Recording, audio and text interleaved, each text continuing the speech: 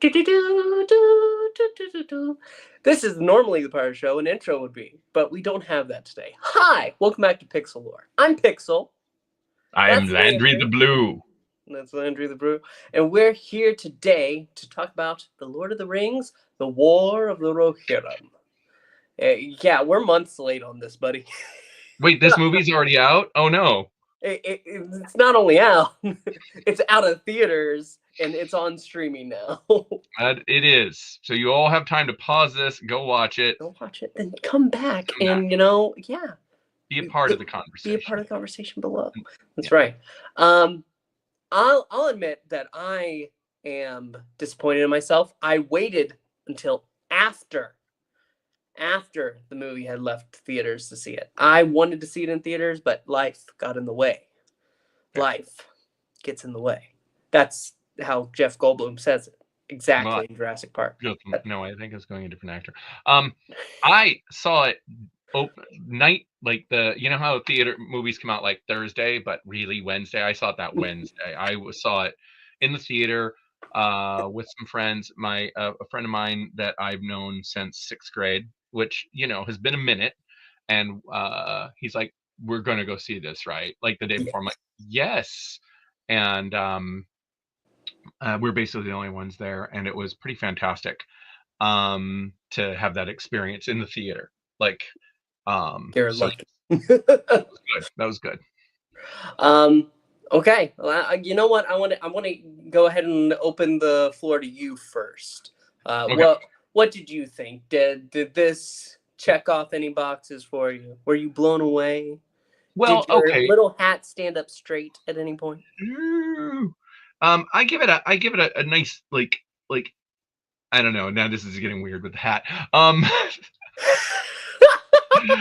I am going to give it it's not a story I ever needed, ever even cared about or wanted. Out of the appendices information, there's a lot of stuff, but I absolutely enjoyed it.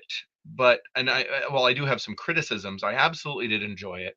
But was I ever sitting there going, "Oh, I need to know but the tale of Helm Hammerhand in anime form"? Never, ever did I ever care. Even I never even paid attention to that section of the appendices. The Rohan for me was always the most boring part of Lord of the Rings. It's the humans with horses. Like, I grew up in this town. I'm in the Bay Area. I am in an area surrounded by like Berkeley, San Francisco, and yet where I went to high school, in the middle of this, there people still rode horses up to the high school and parked their horse to go to school. And I'm like, it's I lived in this weird backwards old timey nightmare town. So horses and me, I'm just like not a horse person. Um, but that said, I mean, I thought that it was such a simple, elegant story of here's some very basic. No, this is not about the sky laser or the rift or the magic artifact that will destroy all creation. It's just you pissed me off. I'm gonna fight you, and there's your story, which is a very simple human story, and yet legendary acts are born out of this, or tales because of huge moments of bravery or just epic survival. And that is fundamentally something very important, I think, to the Tolkien identity. Um, there are some missteps along the way, inevitably, but I mean, in terms of Jackson related material, there's other pieces which I have far more criticism for. Um, they didn't have a lot of source material to work with, and I'm always more forgiving with Tolkien inspired works or works based off of fragments than I am where he wrote the script for you. All the dialogue was there. You didn't have to change it, but you did. So why I'm more forgiving to Rings of Power, even when I don't think it's as good as say a Jackson adaptation. But they also didn't have, say, a literal script to work from. They had to build a bunch from scratch. This story, we had fragments of it. They seized on one element, a casually mentioned daughter that isn't even named and made her a focal point. And that obviously outraged an internet, as it does. I didn't care. I was that was fine. I I think she was fine as a protagonist and a focal point of the story. I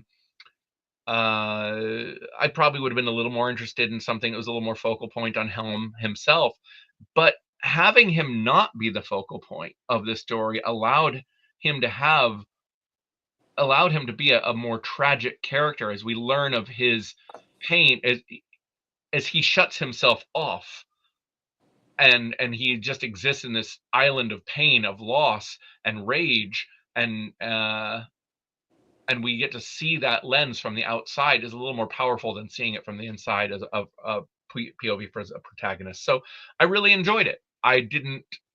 It would never have been even in my top 20 of Tolkien stories to adapt, but that doesn't mean I didn't like it. I myself I had no expectations. I didn't even look into what they were adapting. I just saw that Lord of the Rings and animated, and I was like, okay, I'm gonna go ahead and give it a try. And I'll admit I'm the same way. When I think about fantasy worlds, I love elves, I love dwarves, halflings, gnomes, Wizards. But you know what? There's no wow. There's a little bit of Sauron at the end, and I will say that in conversations about never in a million years would I want them to like AI him in, but they didn't. They used lines of dialogue that he had actually said Right. and put them together, and that I always respect more than anything to do with the other way. I had no expectations going in, and you know what? I loved it. Sometimes all you need is something mundane. This story is very mundane. It is, in a way that works. And you know what? That makes it all more special. And I don't even really. I wish I had more that I could go ahead and add on, because the one thing that I want to go ahead and highlight, Helm was fantastic. Helm Hammerhand. He killed the guy with one blow. He didn't even mean to. He's like, yeah, he can't be dead. What are you talking about? I hit him one time. You were all here. I hit him once. His actual confusion and like no. What are you talking about? Like that was well done. It all escalates so quickly, and out of matters of bravado and pride and whatnot, that it's a tale of hubris, really. Did you like Eowyn as our narrator to pull us through? I think it was a good choice. You know, I mean, I would have preferred a character that didn't feel so fundamentally familiar to who they chose, like how they frame the protagonist, because if it kind of like makes Eowyn herself feel a little less unique. Now there are lots of great female protagonists in Tolkien's mythology to choose from, great female heroines throughout that, and this is not one of them because she's not mentioned as a heroine. She's mentioned as a one-off line, and that's it. But because we have a very Eowyn-like character leading the story, and we have Eowyn herself opening the story, it added a little bit of like sameness to it, where I would have liked something that felt a little more discordant, like bring someone like, I don't know, Frodo or somebody to narrate, Bilbo to narrate it, like, part of his chronicling of Middle Earth. Sam could have written about her, because we know that in universe, the Lord of the Rings books. Oh, here we go. I actually, by coincidence, have it right here. The Lord of the Rings books are in universe written by the characters, and so the appendices are as well written by the characters. It means the details in the appendices about Helm Hammerhand were written at some point by Bilbo, Frodo, or Sam. Maybe Merry or Pippin could have contributed those bits. I don't know. That would make some sense given the Rohan connection. But I would have preferred something like that. Now, I love that actress. I thought Eowyn, even though I don't like a lot of the dialogue changes that Jackson made for Eowyn in the films as opposed to the book Eowyn, that actress I thought was great as Eowyn. So I'm happy to see her again. But that's why I would be like, give me one of the hobbits. I don't know. I felt it was. What is it that that crap? Why is George? What is it that George Lucas says? It's like poetry. It rhymes.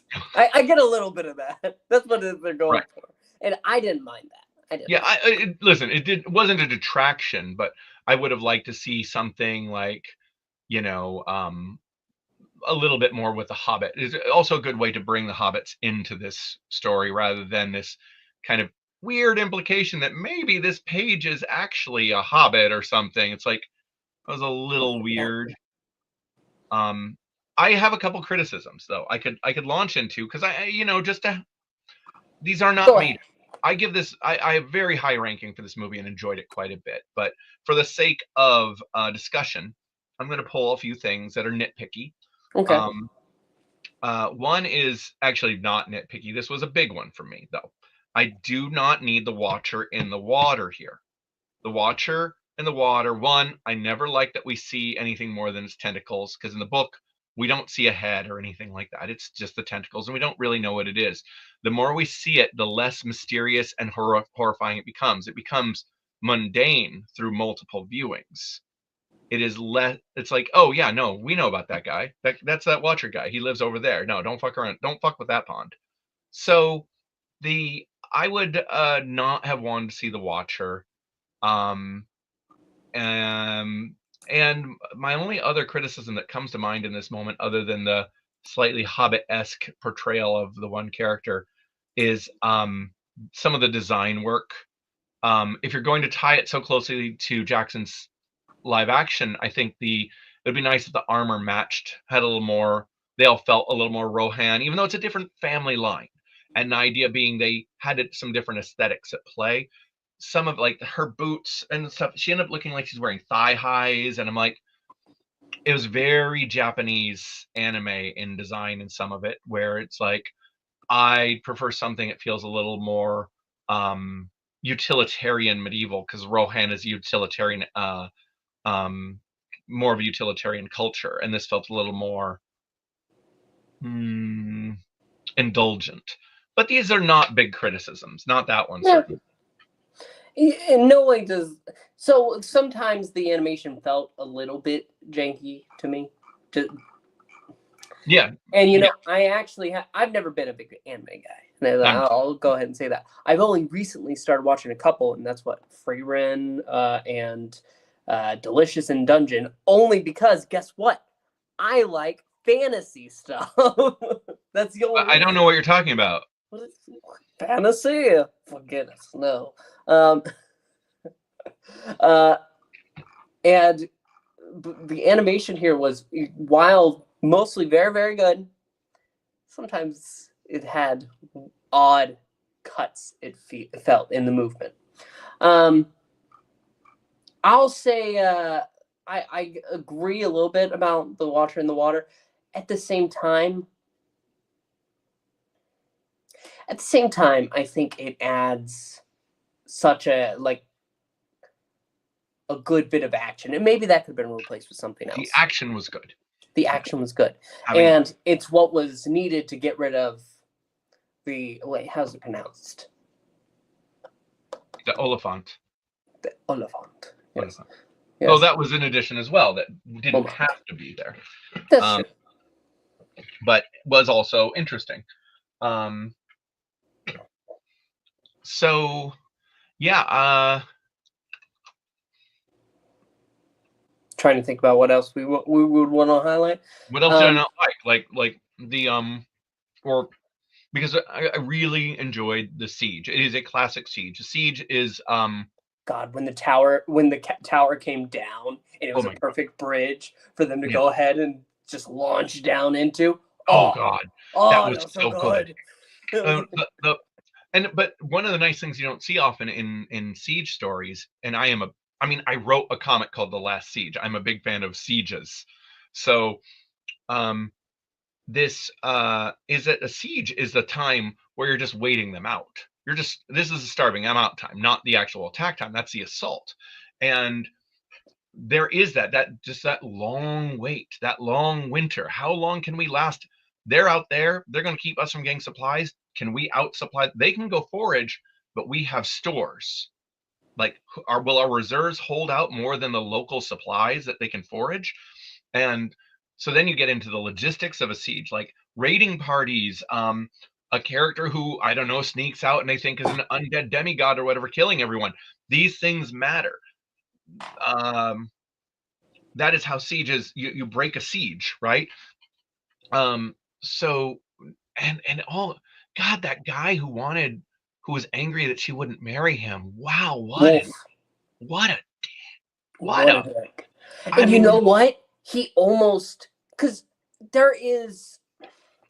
she didn't hate him starting no. with. She cared for him. He was a good friend, but the the pressure put on him by his father, and then his father dying, and thus he needed to avenge her. But before anything, when she said, "If I marry you," and she's reaching out, about to take his hand, and his own arrogance gets in the way, and he says, "If your Yeah. family, gosh."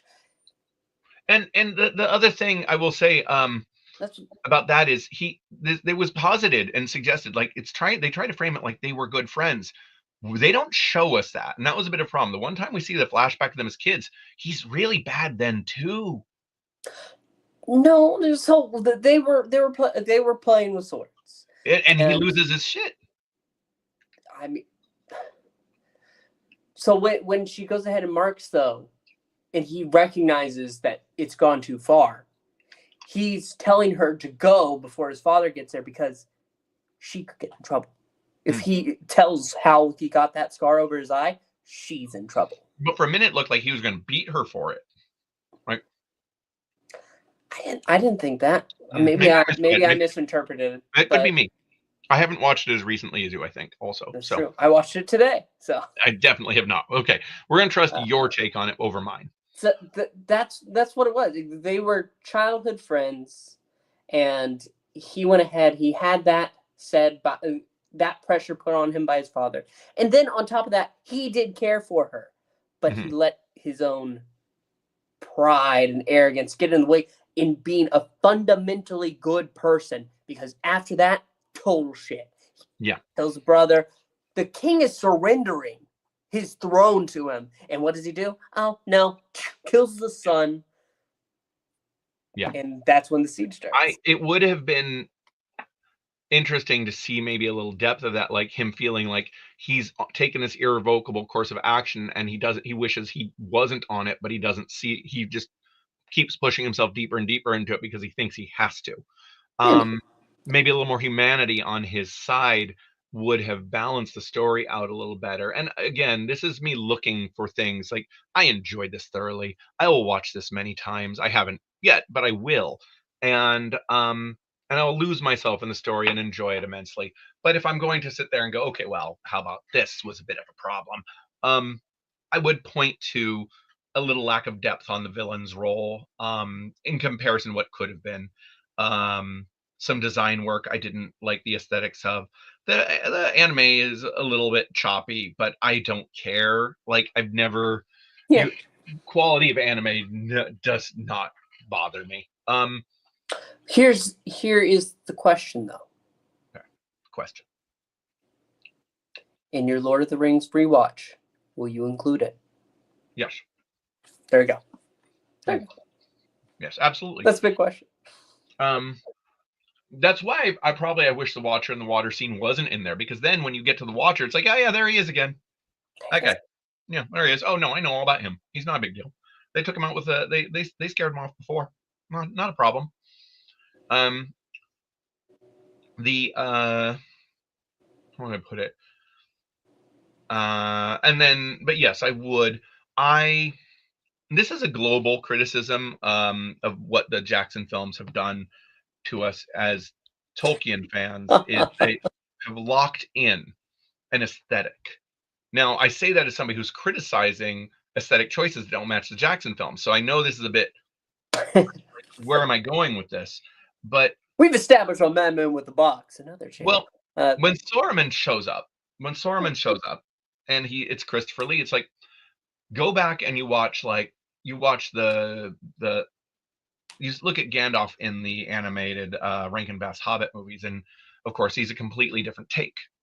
And I love the look of him, and then I love the look of, like, I love the diversity of interpretation with Tolkien's world, and I want to see more of that, not less. I don't want to see every time we see an orc, it's going to be this same kind of design. Every time we see Saruman, it'll be Christopher Lee. Every time we see, so I'd like to see. It's such a rich and imaginative world that I don't think any one artist should lock down how it's supposed to look. And I feel like we get a little too much. Like, Balrogs are now always going to have wings, and that's going to make me a little crazy. You know, so I understand that. I'm also, it's of that mind, but it's also the fact that I think that Jackson's interpretation is very powerful. That influence on the fantasy genre overall is nothing that is going to be going away anytime soon. No, I know, but see, now imagine it from my perspective, where I was like 30 when those movies came out, and so I had 30 years of the fantasy world and Tolkien visuals pre-Jackson, and it was like, here's 100 different takes, and then 2000 hits, and now it's like, yeah, no, you're only getting this from now on. We've all decided, not those other 99, we don't want those. We only want this one. And by the way, you're already, hitting midlife, so there's not a lot of time for you to get for the society to move on.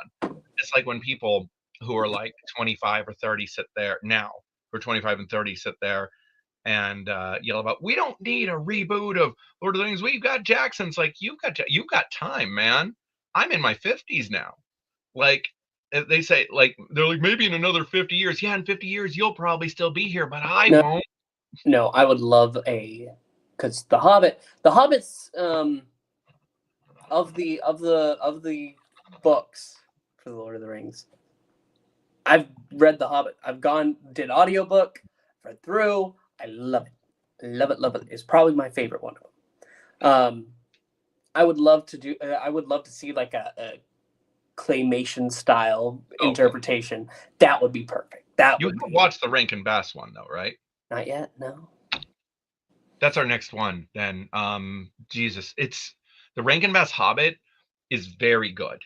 It really is. It is very close to the books. To the book, I should say. There's very little detraction. There's omission, and there's some sweet. There's a few changes that'll be worth noting when we discuss it, inevitably. Yeah. But I mean, wild and crazy animation. But you have to bear in mind when you watch it, they filmed it without any intention of doing more and without any consideration for what would come after.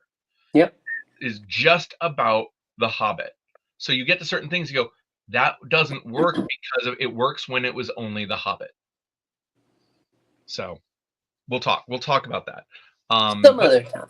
But wrapping up about this, I think this is definitely something that's not going to be forgotten anytime soon. I think this is scratching that itch. We do have Andy Serkis working on something with what is it? The Hunt for Gollum. Hunt for Gollum. Or they had to change their name, I think. Did they? Oh, because of that fan film or something? Because of the fan film, because they received backlash. Because, yeah, the fan film existed before you, buddy. Yeah, but, I mean, okay, now, fan films get no say. I'm sorry. I know. Well, what I think it was that they were going to take down, like, the Warner Brothers were trying to get the fan film to take down, change its own name, which isn't right. That's not right no, at all. I totally agree. Have the fan film change their name. Like, I had no problem with that. The like, even just allowing the fact that we live in this ecosystem that allows all this fan stuff to exist and propagate is incredibly permissive already. Like, it is already deep copyright violation, but they learned a long time ago that they fight it, they end up looking like the bad guys. But at the same time, it should never dictate the material that licensors pay for the rights to use. Like, you don't, like, because you don't, these people who did the Hunt for Gollum, no money flows back to the Tolkien estate for that. No money flows back to the rights holders, the people who own this. But I think it's, I don't think so. Even if Warner Brothers wants to go ahead and keep the name, keep everything, I don't think that they have the right to go ahead and say you can't exist anymore, because that film has existed for years at this point. Oh, but they absolutely do, because they own the rights. Their fan works have no legal right. It is a kindness on the rights holders to allow them to exist. I understand that. I do, but it doesn't feel, because it's nonprofit. They don't earn anything from making the film. Okay, so let's say, for example, you are selling, pixel T-shirts, shots of your face in your wizard hat, pixel T-shirts. And I'm like, but before you actually launched your pixel T-shirts, I actually had taken this photo of you and I was selling pixel T-shirts already. And you want to call them pixel T-shirts? I already call mine pixel T-shirts. I was already doing this, selling your face. I was already selling your face. It's not right for you to tell me not to sell your face, dude. It's pretty right for you to, like, the fact that you let me do it is a courtesy. But it doesn't mean it's a necessity. It is something, I think, that we live in a great world that a lot of corporations and a lot of copyright holders are permissive about this material. But I don't think we should ever mistake that as that the fan fiction, the fan works are morally in the right when they are creating these works without any legal recourse and circumventing the property owners. And they're selling pixel shirts, dude. But that's the thing, is the selling aspect. The people that made that fan film don't earn anything from that film existing. They did it out of passion, out of love. I will say this: I have not looked into the particular finances of the pixel, not pixel, the pixel shirts. I'm not into the Hunt for Gollum fan film, but let me use a different example. And this is salient, and I love that we're doing this live, and I'm going to go on the record of saying why this is bad. As a comics professional, I'm going to name some people here. I don't remember the guy's name, but he did a web comic called JL8. It was about the Justice League when they were 8 years old. And he had no legal right to this. Did you ever see that one, that web comic? Yes. Yeah. Oh, okay. He had no legal rights to that. No. He started doing that around the same time that I started doing my Supergirl book, which I was hired to do. That I went through the very difficult long path of getting the rights and doing them and doing things through the proper channels. This guy circumvents all those legal steps. Now people say, but he's not making money. Okay, he didn't. Maybe he's not selling daily, but that ignores the way things are monetized on the internet now. This guy got book deals because he had such a big following. Well, he had a big following because he had Batman in his work. That's a shortcut. You know what I did with mine? I had a character named Little Gloomy that I invented. And I had to build off of that and build my own brand and invest in my own original property, which is the idea of copyright rules, so that we have innovation. Instead of if we all just put Batman in our work, then we're not going to have innovation. But this guy, he made tons of money on JL8 because he was able to get book deals out of it. He was able to generate web traffic, and we know web traffic is monetization. So yeah, he never sold anything, but he absolutely made a profit by circumventing the legal rights. But I'm going to go ahead and say though that like people that go ahead and they released their fan film, The Hunt for Gollum. You can watch it right now on YouTube. I don't. If they were making money off it, they're not allowed to. It's not a monetized video. They can't make money because as soon as they make money, that's when the Tolkien estate can say, "Hey, you're not pay up. You didn't pay for the rights." Um, and that's the thing. And if they go ahead and after that, and they get hired for jobs after that, I don't think a free work. I don't. I think it's a different. I think it's a different. It's a different thing. But it is a shortcut. It is. I mean, there's a reason that it's frowned upon. So I'm looking at this guy, Chris Bouchard. Is an award-winning British film director. His ambitious 40-minute film, The Hunt for Gollum, was a breakout success, receiving millions of views and praise from Tolkien fans worldwide, despite a tiny production budget. He has since directed 3 live-action features, including The Little Mermaid in 2018. So he built a career. If he had just done his own 40-minute fantasy film of an original creation, we would have something new in the world, for starters. New, not using somebody else's property. And it would have been harder for him because he's going to have eyes on it because, oh, it's Lord of the Rings. I already like that. He's not, he's relying on the work of other people. He's building it off of them. So, but I mean, because we were just talking about adaptations and wanting different adaptations. There's a guy that went ahead and he released last Christmas a whole album that's just Middle Earth Christmas songs, and it's with a claymation style, and it has Gollum as a little stop motion puppet singing, and it's silly, it's fun, and he's not making money off of that. Is he? Do we know that? But like I'm saying, there's lots of paths towards monetization, and the easy road towards build. I mean, this guy got a Little Mermaid job out of his Hunt for Gollum movie. Like, that's no small thing. This guy made a lot of money because of Hunt for Gollum.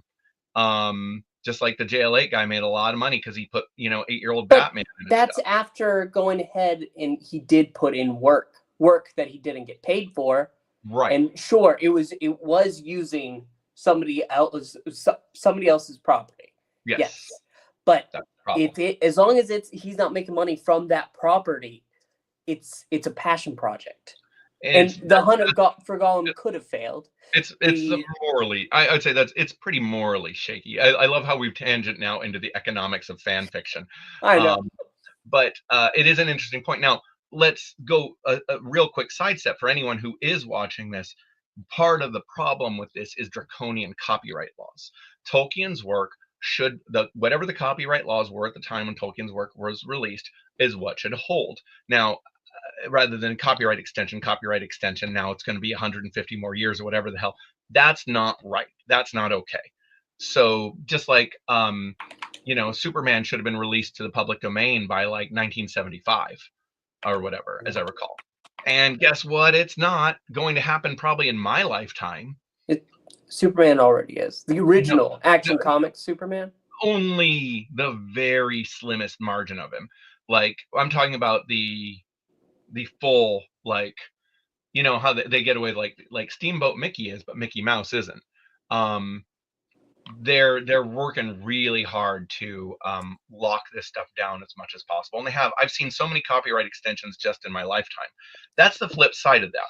But for me, as somebody who's labored for decades to build a career by creating original things, build attention for those, and use those to go through the legitimate pathway and work with the copyright holders. I mean, I acquired the rights to Tron in 2004 and helped broker a deal that got the rights to Haunted Mansion. God, I don't even remember now. Disney's version of Alice in Wonderland, and Gargoyles, the animated Gargoyles, for a publisher I was working with. I brokered that deal, and I worked for 15 years to put myself in a position to do that by creating original material. It is it's kind of like at best cheat code mode.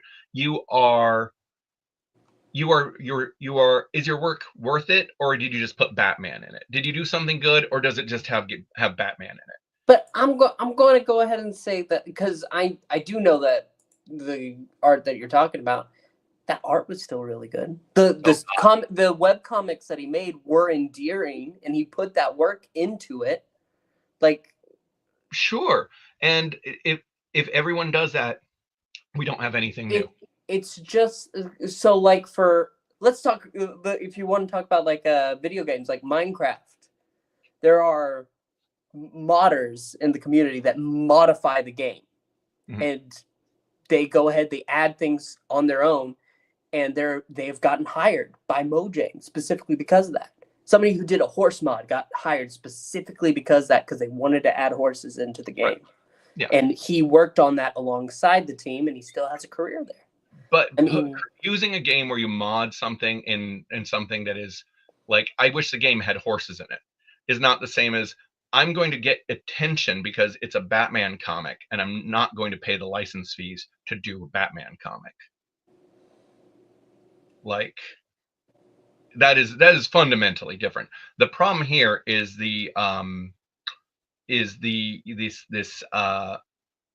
what's the word I'm looking for? Bullet time dodge of the legal pathways, the fees, the money. If you want to do JL8, petition DC, pitch it to them. If they don't like it, see if you have enough money, or drum up the money to say, I will give you money to let me do JL8 rather than you hire me to do it. I will now pay you to do it. That's a pathway too. But just go, fuck you. I'm just going to do it. I'm just going to do JL8, and it doesn't matter whether you want me to or not. I'm going to do it. And I will get so many people who like it because it's Batman, and I'm doing things that you wouldn't normally do with Batman, that now if you shut me down, everyone will be angry at you. And that is a weird mafia tactic, to go like, hey, you can come after me for doing the thing that I'm not allowed to do, but you'll get in trouble for it. But the thing is, I think that if he was making money off of that, because yeah, you're right, he does get book deals and gets all this. But if he was making money specifically off of that, that's like if a writer, a fan fiction writer, went ahead, and fan fiction is a huge part of a lot of people's, not just childhoods, it's part of their lives. If an author read a section of fan fiction and said, I really like how they did this, sure, they could take that and actually go ahead and use it themselves because it's fan fiction. Okay. You don't have rights to that. Now let's bring this full. Go ahead, sorry. But if they went ahead and reached out to the author of that piece and said, hey, would you like to write a short story based off of what you've already written? I don't. Okay, so now I'm going to bring it all full circle, and you'll see the delicate dance I've been weaving here. Fine, so let them do it. But now DC owns it. DC should have go, hey, we just downloaded every webcomic you did, and we're going to print a book and sell it, and we're not giving you any money for it because that's ours. You made something that's ours. We own that. You got to do it, but understand we own it. So if when I did the Tron license, I could release material for 3 years, but everything I created, Disney owned. In fact, elements of what I worked on ended up in other parts of the Tron franchise, things I created, and I didn't get compensated for that again, because that's what happens when you have a license. If you're going to play like you have a license and you're not even going to pay for the license, you should still, bare minimum, have to deal with the consequences of the license, which means they own Hunt for Gollum. They own the name. If they want to say, yeah, we're not going to distribute this anymore, we're not going to allow it to be distributed anymore, we let it have its time, now we shut it down. They could take it and film it frame for frame, and I still wouldn't think that's wrong because he chose to dance in their playground. Fine. No, I'm not going to. And you know what? They would get shit for it, yes. But they have that right because it is their material. It's just like if DC went ahead and you know what, for Doctor Who, there was a span of time they go ahead and they just post art that people do. They retweet and they go ahead. Occasionally they'll find something. If they wanted to go ahead and make a book the fan works of Doctor Who, they have that right because it's using their copyright. Yeah. And that's just it. If you choose to play that, then deal with the consequences. Don't cry about them. And fans shouldn't cry about them either, because these companies, these rights holders, they're already allowing a lot. And to say that it's, and like, when I start seeing things like, but that's not right to do to the creators. Sure it is. It's what they do. It's how the system works.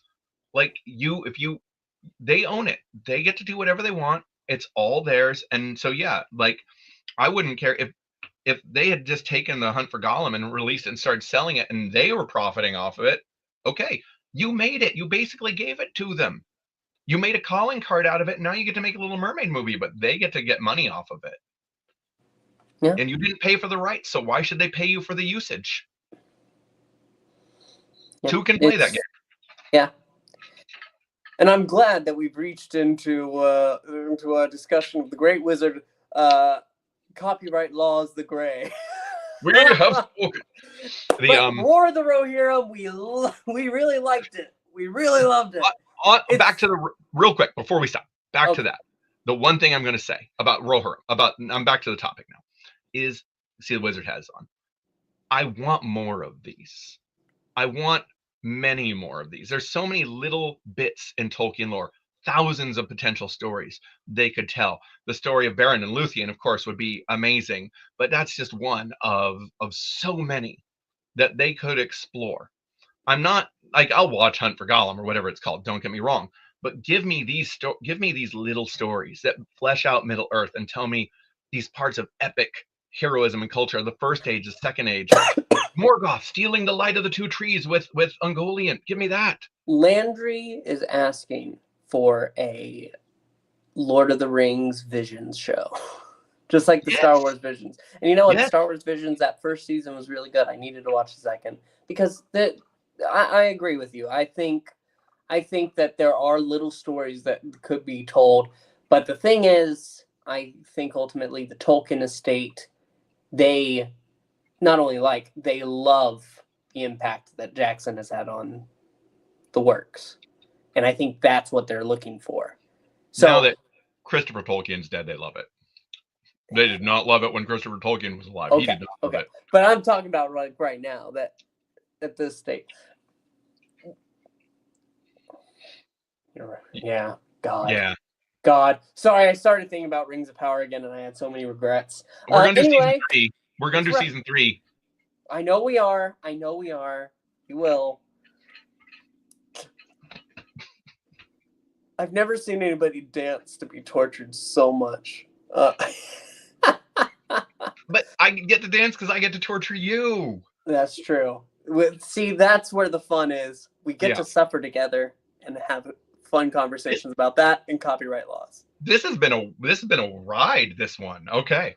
But what about your thoughts? Leave them down below. Don't set Landry on fire for his beliefs on copyright. Don't do it. I know how some of the internet is. Don't do it. Yeah. Don't set me on fire either. We will see you next time here on Pixel Lore for something fantasy related. Who knows? Maybe we'll just start doing one-on-one D&D on this channel. Oh my God. Wouldn't that be fun? Oh my God, there's so many things on nerd culture I want to talk to you about this stuff. Yeah, we'll talk more. But until then, thank you so much for watching and stay curious. Bye. Until next time.